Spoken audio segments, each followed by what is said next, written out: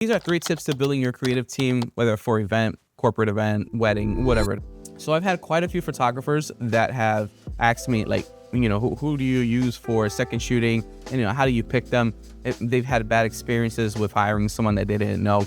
And I would always tell them, like, look, a second shooter is like your right-hand person, along with, if you have an assistant. They need to know how you shoot, because if you get stuck on something and they need to cover a specific area, they know what they have to do, and you can trust them along with that. The second tip, I would suggest to you that you go through a brand style guide with someone that you might be hiring for the first time as a second shooter. One example will be my buddy David, and he's a really dope wedding photographer, but if you're ever gonna be hired by him as a second shooter, he gives you it's like a web page, and it's like detailed, like the types of shots he's looking for, feel, look, and also list the type of gear that he uses, that he suggests that you should use, just so that everything could be cohesive. And of course, not every shot is gonna be perfect, but it's the fact that at least you understand his style and you can go in there a little bit more, confident. The last tip here is pretty simple and pretty obvious, is that, treat your teammates with respect, hook them up if you can, with anything, even if with the tip. Don't keep the tip. Do not keep any tip. Like, make sure you share the tips. Don't be like that. That's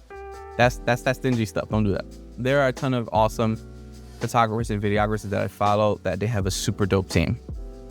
Justin Porter is one of them. Vanessa Joy is one of them. She's a really dope wedding photographer, and I had the pleasure to see behind the scenes of how she works and shoots a wedding, and it's great. They're on lock, they're on point. The other individual is my buddy Noel. He's awesome. He has a really dope team, and they're all a great group of guys. And I hung out with them one time for an event, and they were just great to just be around, and we actually just became friends, and we play Art Creators in Call of Duty.